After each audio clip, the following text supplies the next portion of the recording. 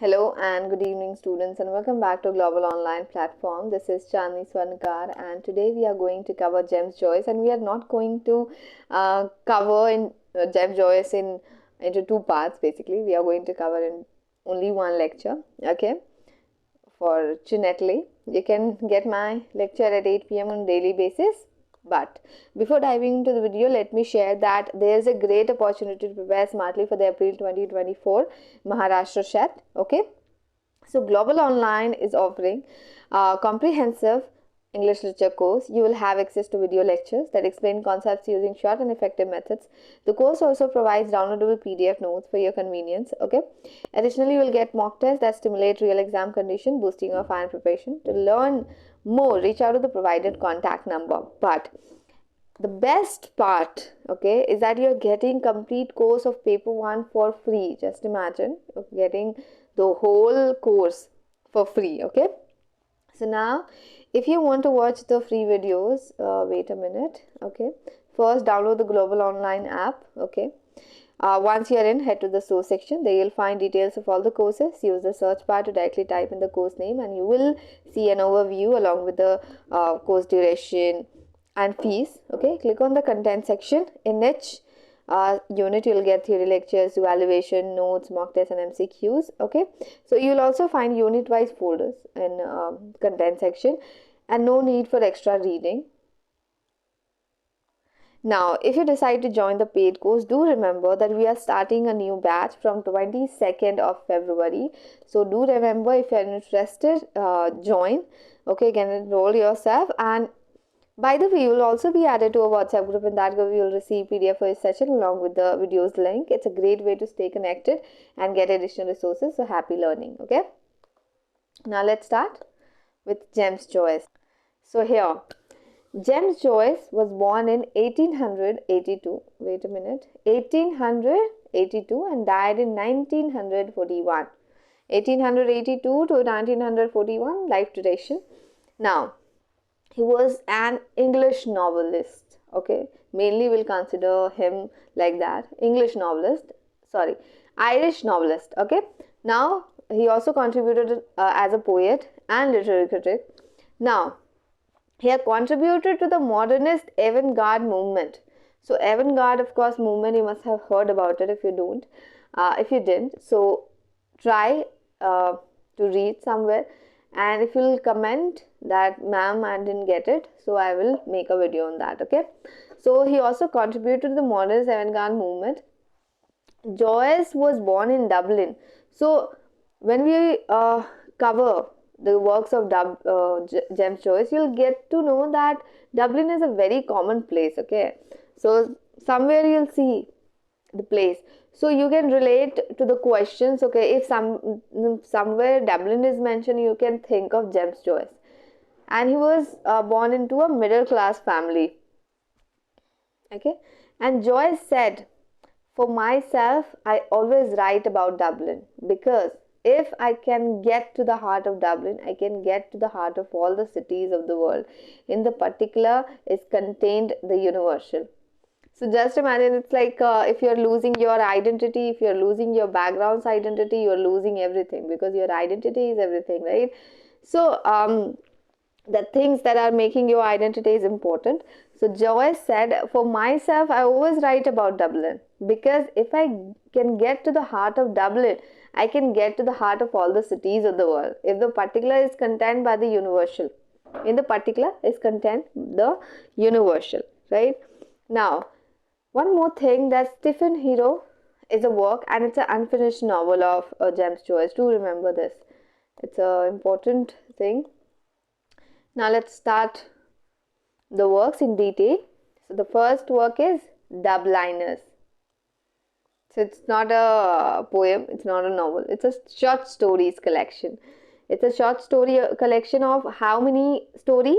15 stories in total. Right? How many stories? 15 stories. Now, it was first published in 1914. When? In 1914. See, many of the characters in Dubliners later appeared in minor roles in Joyce's novel Ulysses. So you will get to see a lot of characters from dubliners. Basically, you must have seen in dubliners, so you're going to see in Ulysses as well. But the difference will be they will be in minor roles. Okay.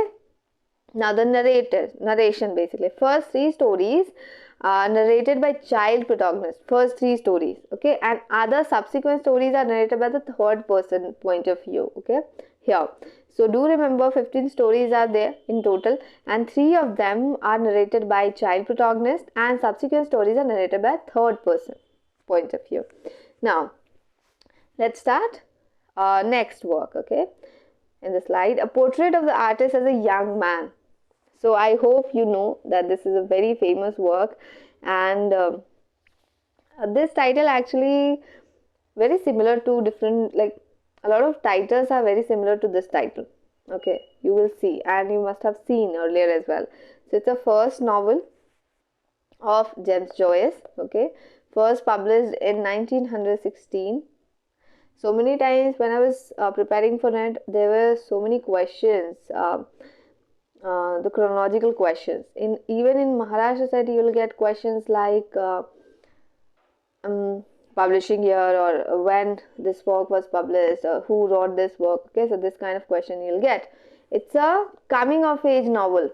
What kind of genre or what kind of form is this novel has? It's a coming of age novel, an autobiographical novel. Okay, so do remember this information. James Joyce, who, like which work of James Joyce having autobiographical tone? You will have to, like, you need to answer a portrait of the what? A portrait of the artist as a young man. Okay. Now here, see, Ezra Pound basically serialized this particular work in the literary magazine The Egoist in 1914 and 1915, but later it took a book form in 1916, and it was actually published by B.W. Hughes of New York. Okay, so later it happened, but Ezra Pound was the person who actually serialized this novel in the literary magazine The Egoist. It's very much related to Ezra Pound, this literary magazine, right? And it has epigraph as well. So epigraph says, et ignotus animum dimittit in arts. Okay, so what this means? And he turned his mind to unknown arts. Okay, so this actually means, and he turned his mind to unknown arts, and it is from Ovid. So that became an epigraph to a portrait of the artist as a young man. Okay, moving on. Now let me tell you some more detail or an overview of this particular work, actually featuring Stephen Dedalus, a kind of fictional character. Okay, so there is a story behind this.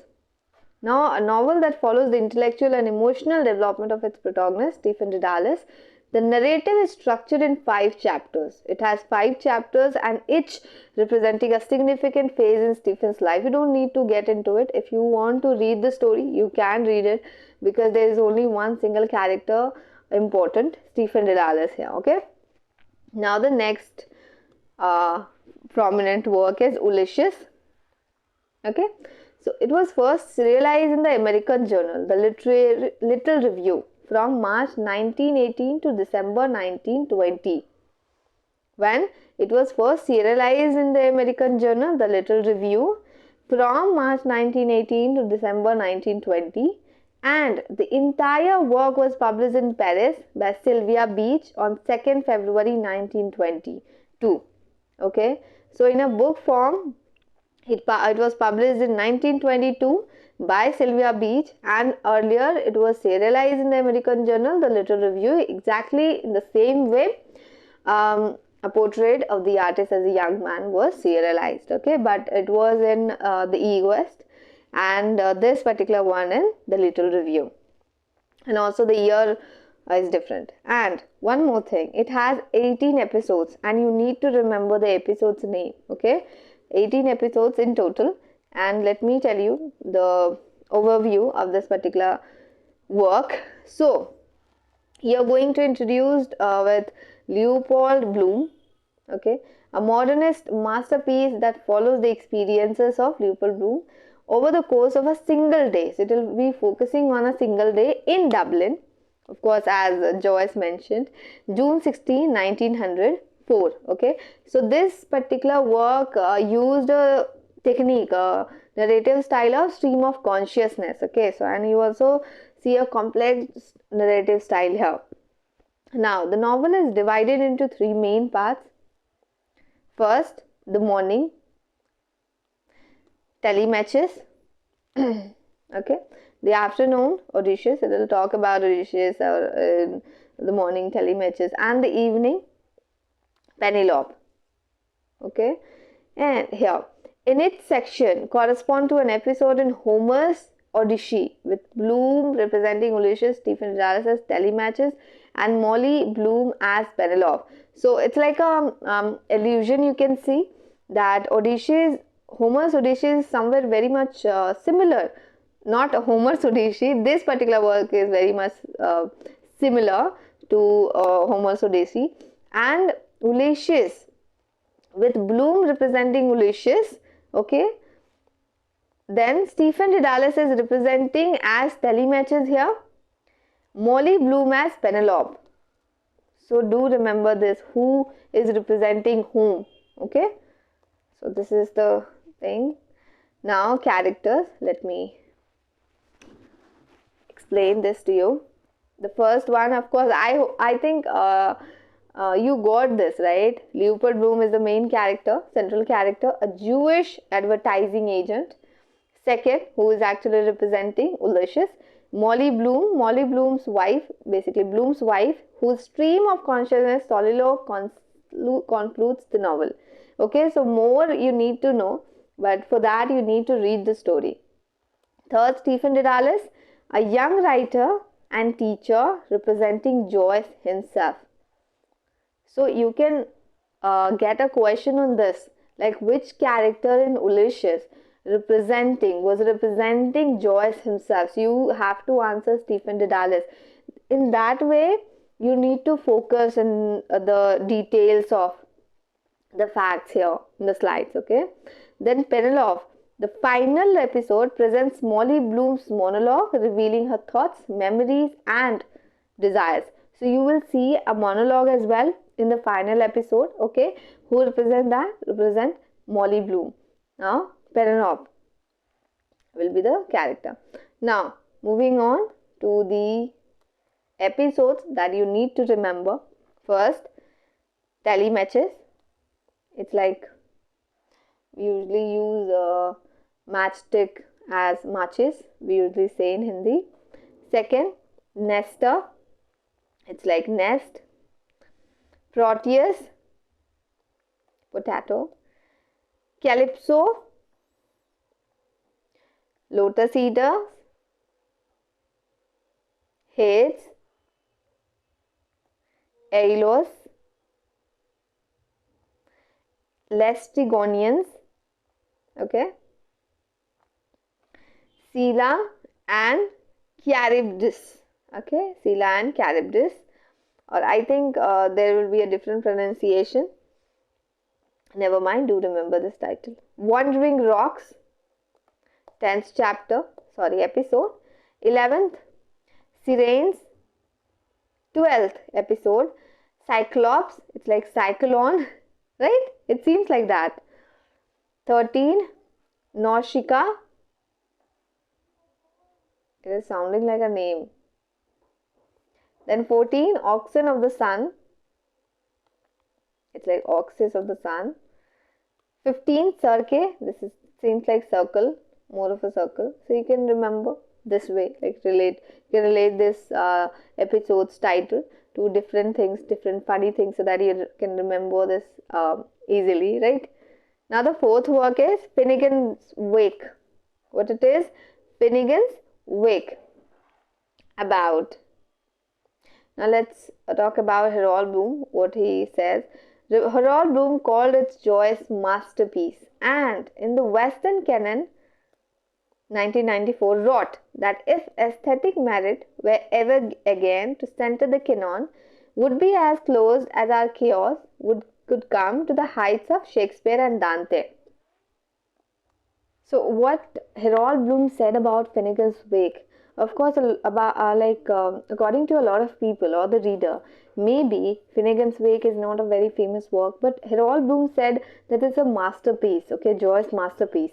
And even in Western canon, he in 1994 wrote that if aesthetic merit were again to center the canon, would be as close to as our chaos could come to the heights of Shakespeare and Dante. Okay, moving on to some more detail of Finnegan's Wake. So Anthony Burgess also said something. He said, a great comic vision, one of the few books of the world that can make us laugh aloud on nearly every page. Okay, it's a good compliment, yeah. It's very difficult to make reader laugh, even at on nearly every page. It's kind of wow. Okay, so it consists 17 chapters and divided into 4 parts or books. Okay, so it has 17 chapters and 4 parts or books, you can say. Now part 1 includes 8 chapters, so that's how it'll be total 17 chapters. Okay, so part 2 or 3 has 4 chapters each. Now 7 plus 4 plus 4, and part 4 has one title, one short chapter, okay, plus 1 here. It's 8 now, 12, 16, 17, okay, 17 chapters in total. Now chapter appeared without titles, okay, so you need to remember in Ulysses there were episodes and their titles were mentioned, right? But here in Finnegan's Wake you are going to see that without titles chapters are appearing, okay, so this is it, you need to remember. Now the 5th work is Exiles, and it's a play. It's not a short story, it's not novel, it's a play, so remember that. And it's been said that it is called as 3 act and mouse acts, okay, 3 cat and mouse acts.